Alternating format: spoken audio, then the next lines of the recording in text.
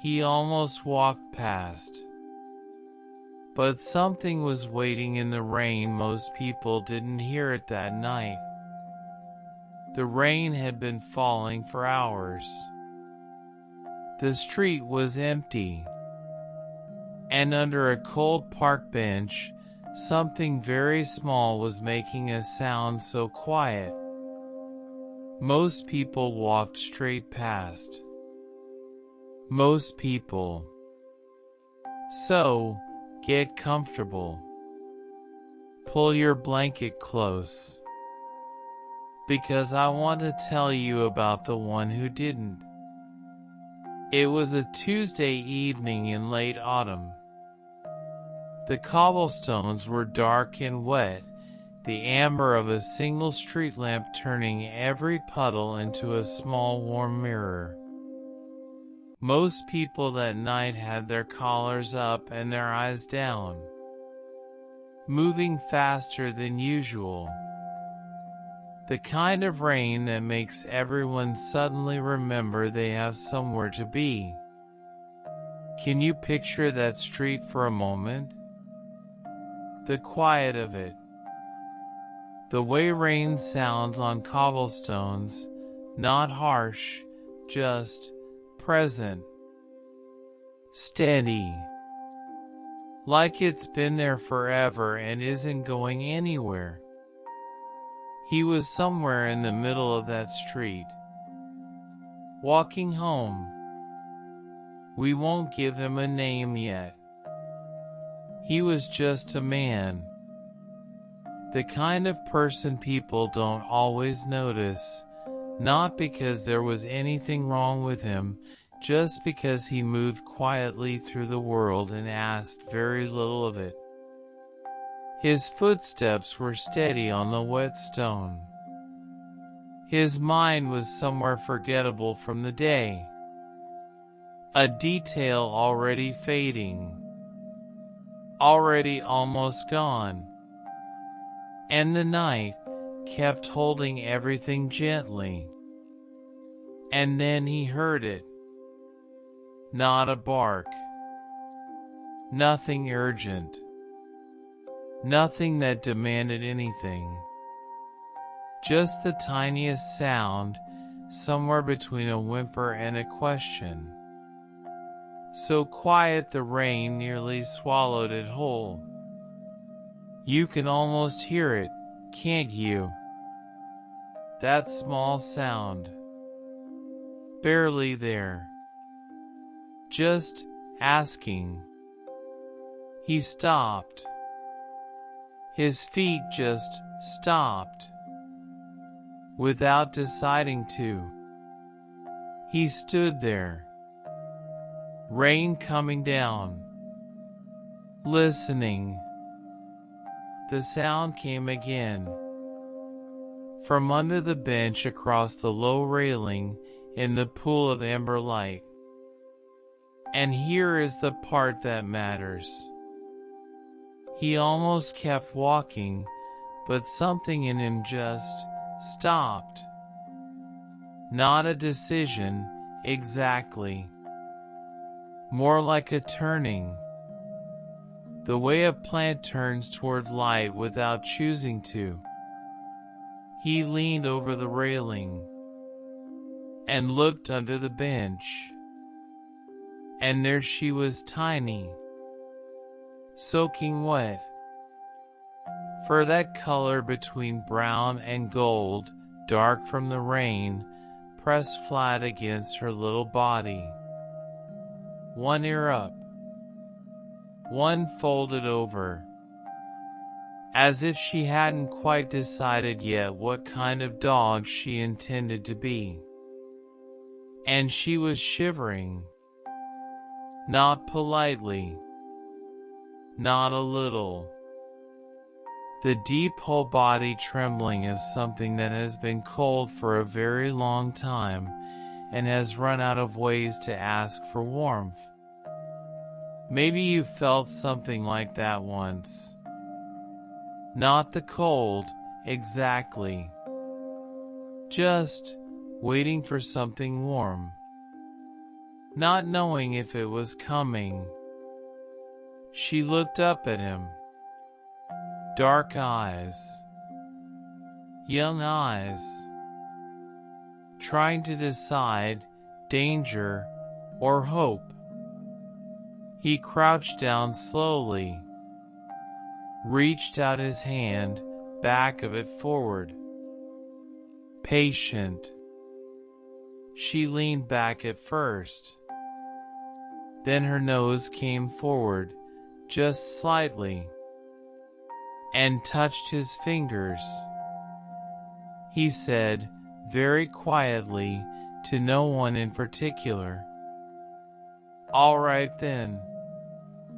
He took off his coat, reached under the bench, gathered her up carefully, the way you carry something that has already been through enough, wrapped her against his chest, turned, and walked straight home. 12 minutes. The most purposeful 12 minutes of his week. And the night kept holding everything gently. Inside the flat, he ran warm water in the sink. Not hot. Just warm.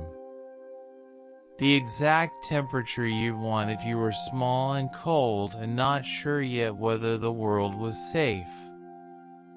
You can almost feel it, can't you? The warmth of the water. The weight of something finally settling.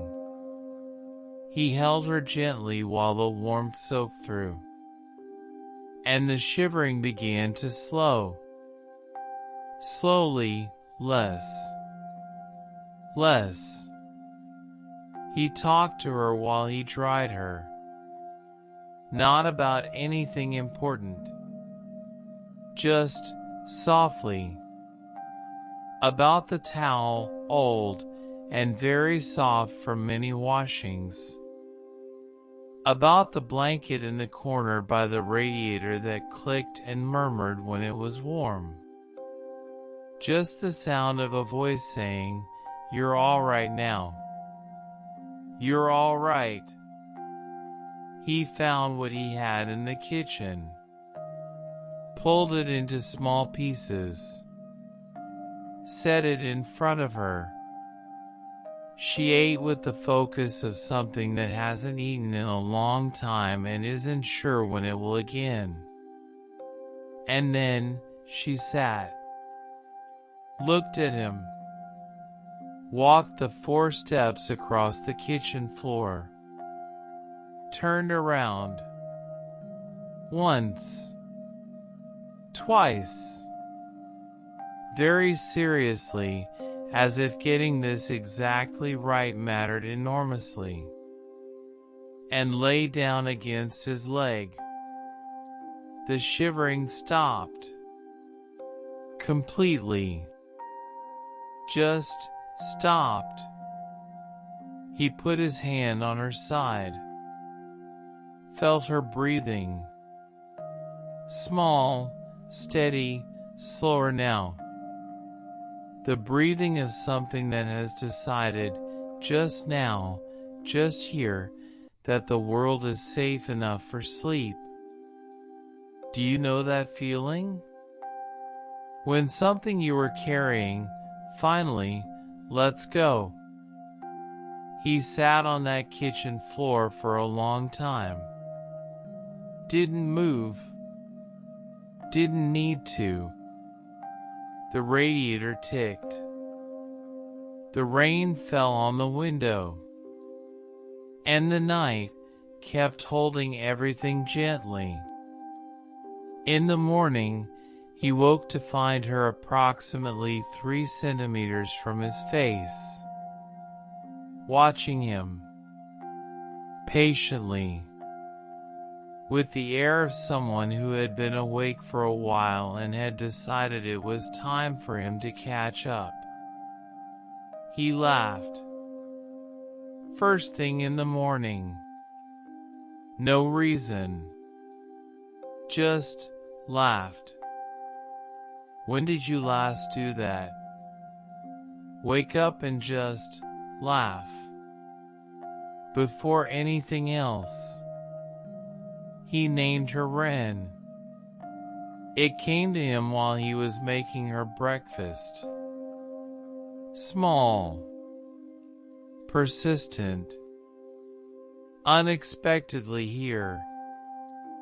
It fit her completely. In the weeks that followed, Wren taught him about mornings. Before her, mornings were the dull hinge of the day, the thing you got through to reach the part that mattered.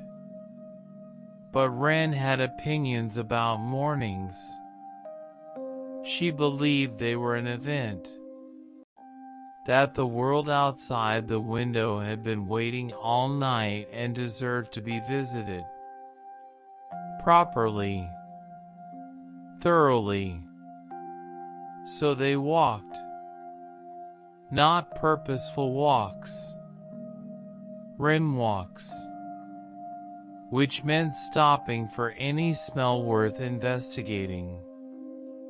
Which meant certain patches of grass deserved much more attention than they appeared to warrant. Which meant pigeons, always worth one more attempt, even when nothing came of it. Can you picture them? Him with his hands in his pockets. Wren 2 paces ahead. Nose low. Ears alert. Fully committed to a world that had not yet disappointed her in any particular. He started noticing things he had walked past for years. A climbing rose on a garden wall. Flowers he had never once looked at, a dusty pink that had no business being as beautiful as it was. A bakery whose smell at exactly the right morning hour was the most uncomplicated happiness he could name. A fountain in a square he had passed easily 1,000 times. That was, when he finally stopped and actually looked at it. Genuinely lovely. And the night kept holding everything gently. And then, one morning, Wren wasn't beside him. He'd been standing at the fountain, watching the light on the water. And when he looked down, she wasn't there. His chest did a small thing. A quick, quiet thing. He turned around. And there she was, 3 steps behind him, sitting very still, nose in the air, completely absorbed in something only she could detect on the morning breeze. Entirely fine. Entirely herself. He let out a breath he hadn't known he was holding. And she looked up at him, as if to say, "What? I was right here." And he laughed again. Quietly. Privately. The way you laugh when you realize you care about something more than you expected to. People ask him sometimes what it is about having a dog. He says things like, the company, the routine, the reason to go outside, the fact that they are just glad to see you every single time without keeping score. All of that is true. But the truest thing, the thing he only says when he really trusts the person asking, is that she changed the speed of his life. He was moving through everything at a pace that felt normal, because he'd never known another pace. And she showed him a different one. Slower. Where the morning walk is the point, not the obstacle. Where the patch of sunlight on the kitchen floor is a reason to lie down and be still for a while. Where you stop at fountains. Where you notice roses. Maybe you know what he means. Maybe there's a pace you've been moving at for so long. You forgot it was something you chose. You can choose differently tonight. You already are. In the flat right now. The rain is on the window. The radiator ticks softly in the corner. Ren is on the sofa. On her side. Legs out. One ear folded under her. Breathing slowly. Completely at peace. Everything in that room is exactly where it wants to be. And you. Right now. Are you somewhere warm? A blanket. A pillow that's just right. Maybe someone nearby. Maybe just the quiet. Either way, you are safe. The day is behind you. It has let you go. Completely and without condition. Your hands can open. Your jaw can release.